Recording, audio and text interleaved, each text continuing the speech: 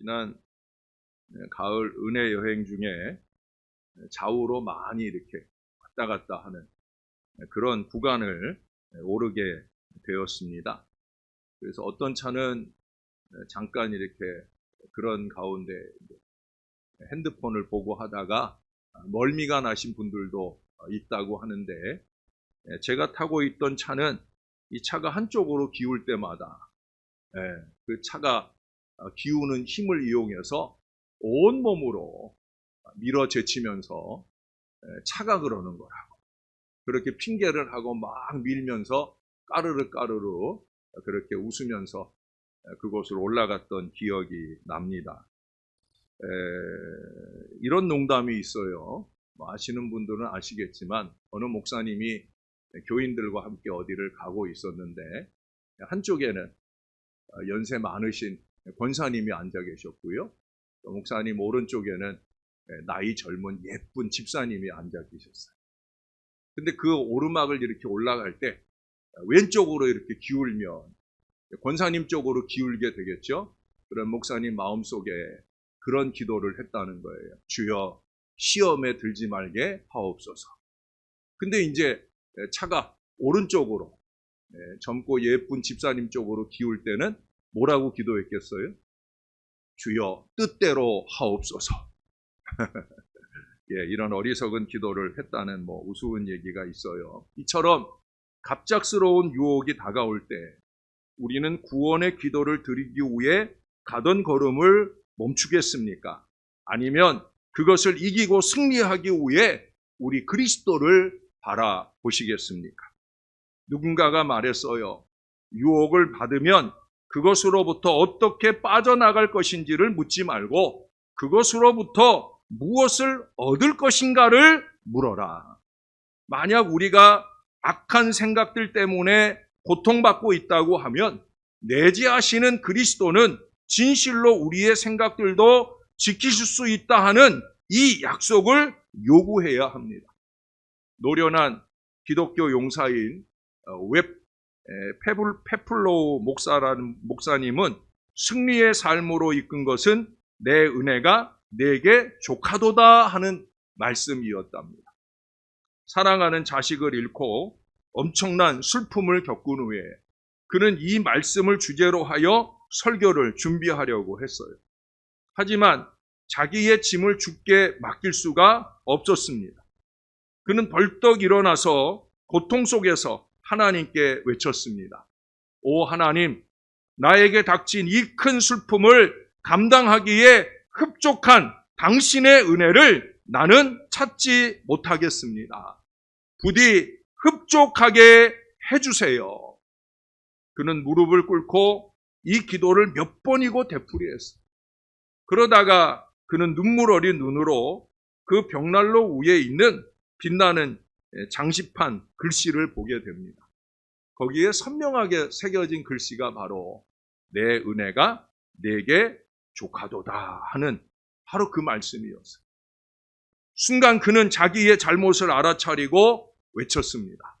나는 참으로 어리석은 사람이구나. 이미 나에게 있는 것을 하나님께 요구하고 있다니 라고 고백을 합니다. 그리고 그는 일어나서 주님을 의지했어요.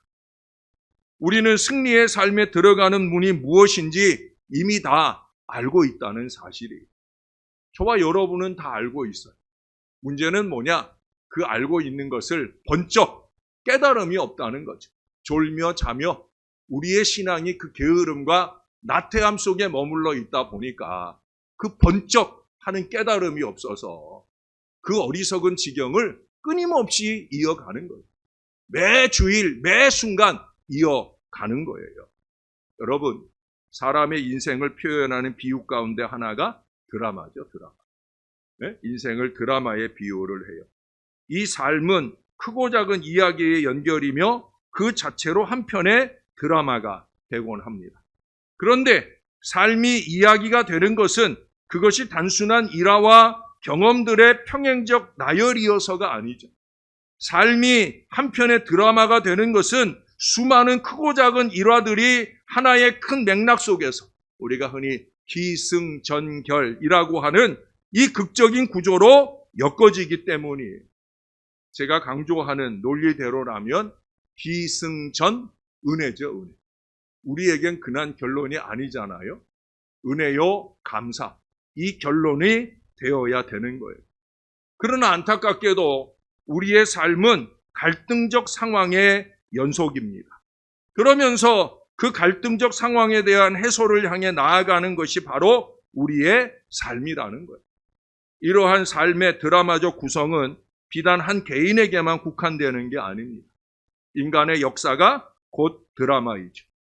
인간의 악한 본성이 만들어내는 역사의 갈등적 상황에서 인류는 그 갈등이 해소되는 대단원을 소망하고 그것을 향해 힘차게 나아갑니다.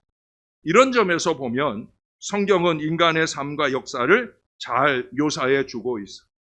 인간 역사의 최고의 극적이며 드라마적 전환점은 바로 우리 예수 그리스도의 십자가입니다. 그곳에서 옛 시대는 종언을 고하고 새 시대가 활짝 열렸어요.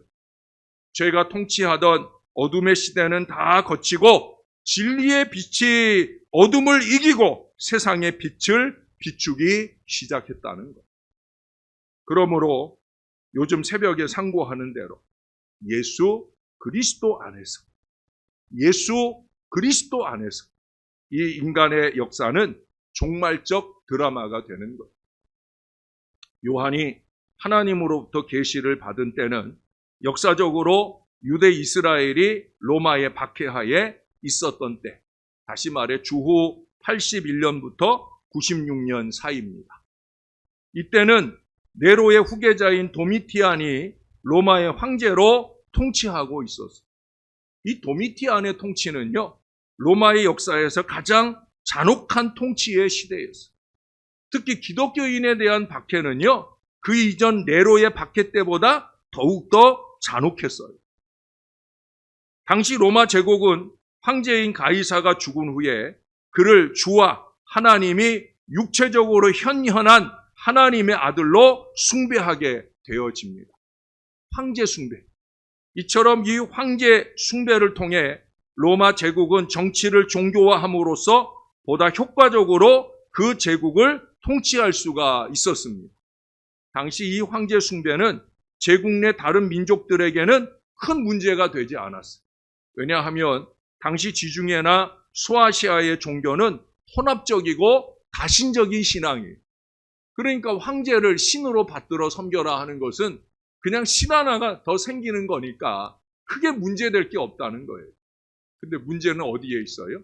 바로 유대교, 유일신을 섬기는 유대교와 우리 기독교에게는 이게 심각한 문제가 아닐 수 없어요.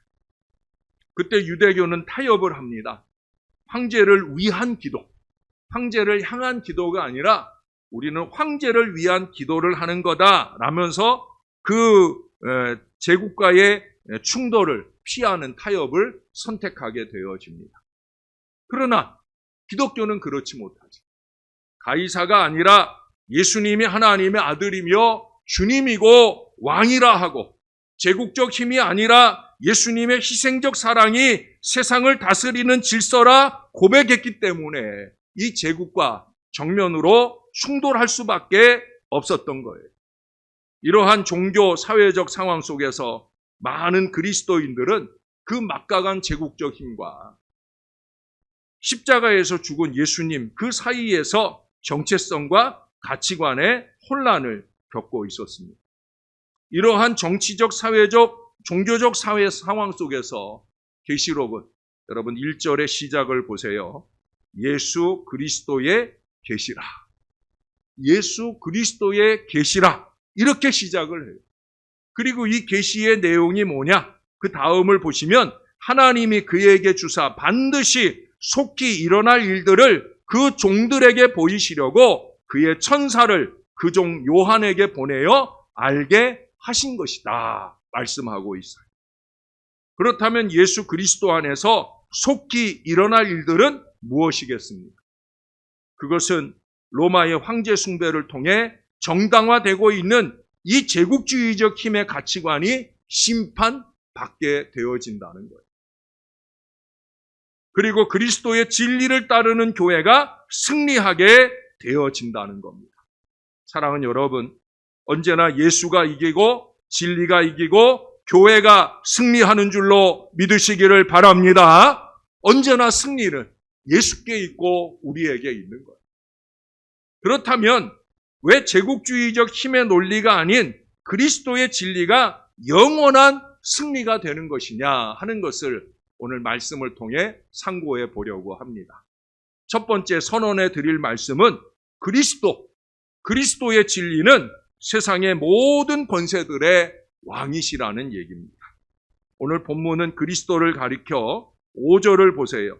충성된 증인으로 죽은 자들 가운데에서 먼저 나시고 땅의 임금들의 머리가 되신 예수 그리스도라고 증언을 해요.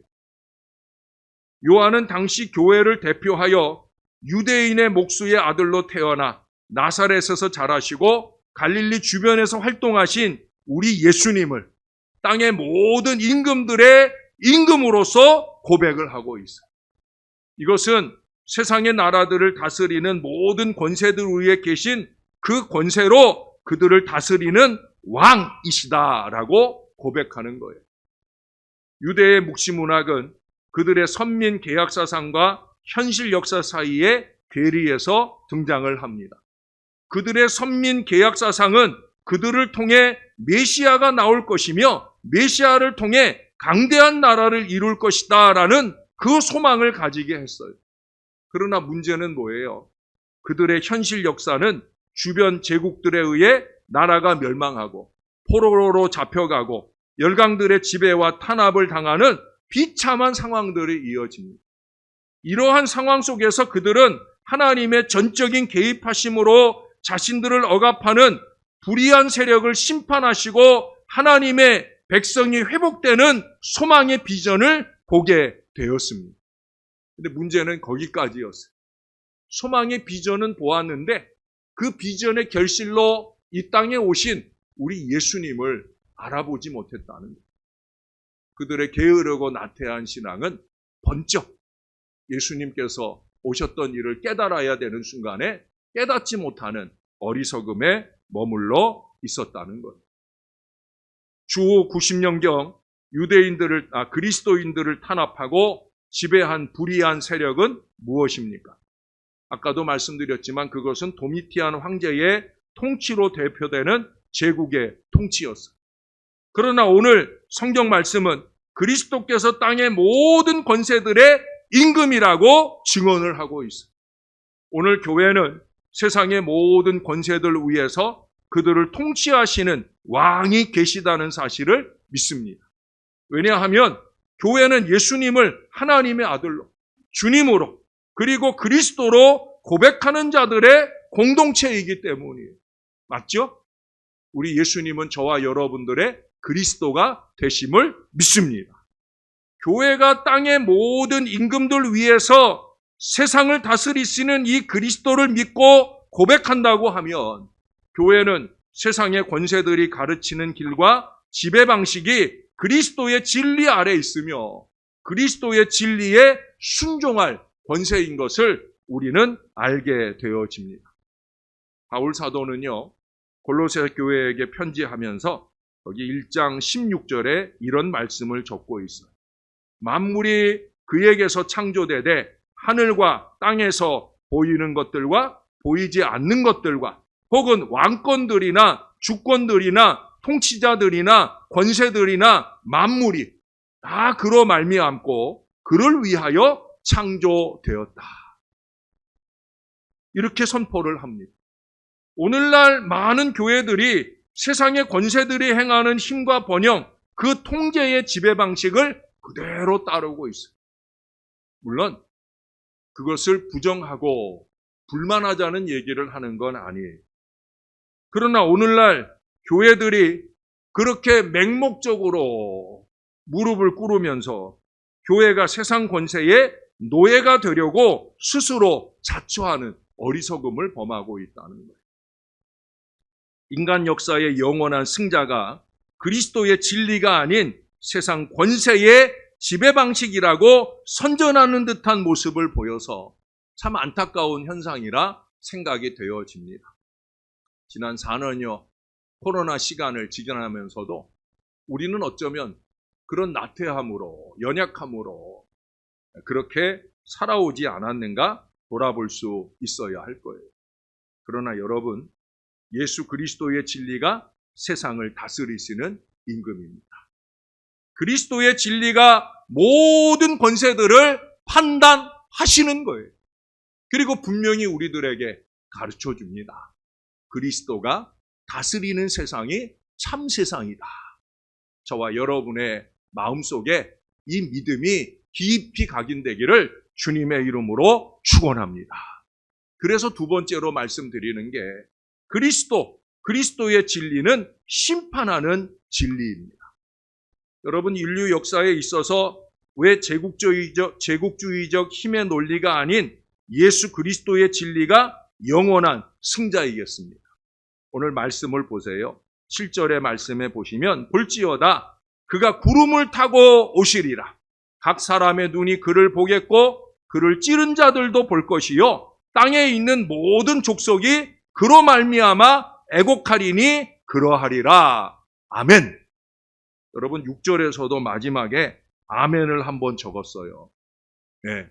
성경에서 어떻게 보면 성경에 있는 책들 가운데 아멘이 가장 많이 등장하는 데가 이 요한계시록이 아닐까. 그것은 요한이 이 환상들을 보면서 천사에게 말씀을 받으면서 그 말씀을 그대로 믿는다, 그대로 될 줄로 확신한다 하는 도장을 찍는 거예요.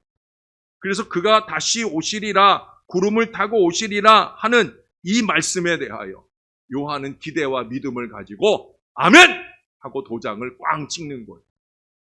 여러분들도 확신에 맞지 않는 하나님의 말씀을 들으실 때마다 아멘! 하시기를 바랍니다. 아멘 하는 거예요. 괜히 아멘 하고 있는 게 아니잖아요. 기대와 소망이 있기 때문에, 아니 믿기 때문에. 그래서 오늘 요한은 아멘! 확신의 도장을 찍고 있어요. 그리스도께서 구름을 타고 오신다라는 이 이미지는요, 다니엘의 묵시에서 등장을 하고 있죠. 다니엘 7장 3절에 보면 내가 또 밤 환상 중에 보니 인자 같은 이가 하늘 구름을 타고 와서 옛적부터 항상 계신 이에게 나아가 그 앞으로 인도되매. 다니엘이 이 환상을 보기 전에 본 환상은 네 짐승의 환상이었어요. 즉 유다를 둘러싸고 지배하는 네 권력들, 처음에는 바벨론이었고요, 페르시아였고요, 그리고 그리스였고요, 그리고 마지막으로 로마. 그들을 상징하는 짐승들을 보고 난 후에 그들을 이기고 물리치는 인자 같은 이가 구름을 타고 오는 것을 보게 되었다는 거예요. 구름을 타고 오시는 이는 참되시고 영원한 통치자를 말합니다. 그래서 오늘 요한은 뭐라고 그래요? 그가 구름을 타고 오시리라 선포하면서 예수 그리스도께서 다시 오실 때 참되고 영원한 통치권을 가지고 오심을 확신하고 있어요. 그런데 오늘 본문은요, 각 사람의 눈이 그를 보겠고 그를 찌른 자들도 볼 것이요 라고 말해요. 그는 그리스도의 진리를 대적하는 이 세상의 어두운 권세와 질서들이 심판을 받고 멸망하게 될 것을 오늘 말씀하고 있는 거예요. 예수를 핍박하는, 아니 예수 믿는 자들을 괴롭히는 모든 세력들이 다 심판을 받을 것이다. 여러분, 오늘 우리는 주님께서 다시 오실 때 세상의 가치와 질서들이 뒤바뀔 것을 믿고 있어요. 지금은 울고 슬퍼하고 끌려가고 죽음으로 내몰리는 순간도 있겠지만은 그날에 예수 그리스도를 왕으로 고백하는 교회는 그리스도와 함께 완전 승리하게 될 것입니다. 교회는 세상의 악하고 어두운 힘의 논리를 심판하실 이 그리스도의 진리를 믿고 따라야 되는 것이며, 또한 우리 사회에서 비천하고 줄이며 빈손으로 외면당하고 고통당하는 우리의 이웃들의 삶으로 나아갈 수 있어야 됩니다. 그 이웃을 끌어안고 그들과 함께 승리의 전진을 이어가야 되는 거예요. 대림절이나 성탄절은 그 어느 때보다도 이 그리스도의 사랑을 안고 어려운 이들에게 손을 내밀어야 하는 중요한 시기인 것을 잊지 말아야 됩니다. 우리가 그 마음을 실천하는 아름다운 교회 공동체, 신앙 공동체가 될 수 있어야 된다는 거예요. 세 번째로 꼽을 수 있는 것은 그리스도의 진리는 시간의 주인이 되신다라는 사실. 예수 그리스도의 진리가 어떻게 역사의 승자가 될 수 있겠습니까? 오늘 여러분 말씀 8절을 한번 보세요. 주 하나님이 이르시되 나는 알파와 오메가라. 이제도 있고 전에도 있었고 장차 올 자요 전능한 자라. 할렐루야. 우리 같이 한번 읽어볼까요? 시작. 주 하나님이 이르시되 나는 알파와 오메가라. 이제도 있고 전에도 있었고 장차 올 자요 전능한 자라. 할렐루야. 얼마나 확신 있는 주님의 말씀입니까? 이 신약 성경이 헬라어로 적혀 있잖아. 이 헬라어에서는 이 알파와 오메가는 헬라어 알파벳의 처음과 마지막 글자예요. 우리로 얘기하면 기억하고 그 다음에 마지막에 이, 이 할 때 그 이하고 똑같은 거예요. 영어로 하면 A부터 시작해서 그 다음에 뭐예요? 요즘엔 Z라고 하는 Z, 바로 그것을 알파와 오메가. 만약에 히브리어, 구약의 말씀으로 쓰여졌다고 하면 알레프라고 하는 말로 시작해서 타우라고 하는 말로 끝나는 바로 그 알파벳을 말하고 있는 거예요. 그 다음에 뭐라고 얘기해요? 이제도 있었고 전에도 있었고 장차 오실 자라. 그러면서 알파에서 오메가 되시는 예수 그리스도의 완전함을 시간의 주인 되심으로 말하고 있어요. 이게 무슨 얘기예요? 예수님께서 창조함으로 시작하셨고 예수님께서 심판함으로 마무리하신다. 그것은 이 세상 역사만 아니에요. 모든 일이 다 그렇습니다. 여러분, 제가 자주 강조하는 바가 뭐예요? 은혜로 시작하고 은혜로 마치고 감사로 마치고 이렇게 말할 수 있는 이유가 바로 여기에 있는 거예요. 누가 시작하셔서? 예수님이 시작하셔서. 누가 마치시니까? 예수님이 마치시니까. 믿습니까? 여러분, 이 믿음으로 신앙하셔야 돼요. 교회의 모든 일들을 이 믿음으로 대해야 되는 거예요. 자꾸 어줍지 않게 평가하고 판단하려고 하지 말고 예수님이 시작하시니까 우리의 최선을 다해서 그 예수님과 함께 열심으로 행해야 되고요. 그 모든 일들을 마칠 때마다 그 일을 마치게 하신 우리 예수님께 영광을 돌려야 되는 거예요. 할렐루야. 알파와 오메가. 여러분 잊지 말아야 됩니다. 우리는 시간을 다스리지 못합니다. 시간이 우리를 통제하고 시간이 우리를 부립니다. 이는 우리가 인간의 시간 개념인 유한한 역사의 틀 안에서 벗어날 수 없는 것을 말합니다. 그러나 그리스도의 진리는 과거, 현재, 미래라는 이 시간의 틀 안에 절대 갇혀 있지 않으십니다.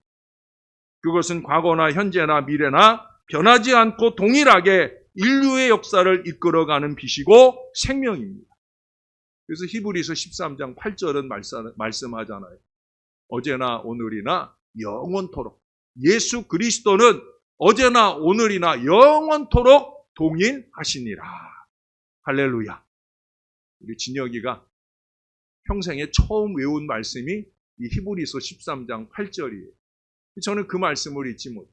예수 그리스도는 어제나 오늘이나 영원토록 동일하시니라. 예? 시간의 주인 되시는 거예요. 오늘 우리는 그리스도의 진리 안에 비로소 시간의 주인이 되어집니다. 우리가 그리스도이신 예수님 안에서 거듭난 삶을 사는 것은 더 이상 크로노스의 시간에 메인 종이 되는 것을 거부하고 이제는 그 자리에서 떠나는 거예요. 그리고 카이로스의 시간의 자리로 옮겨가는 거예요.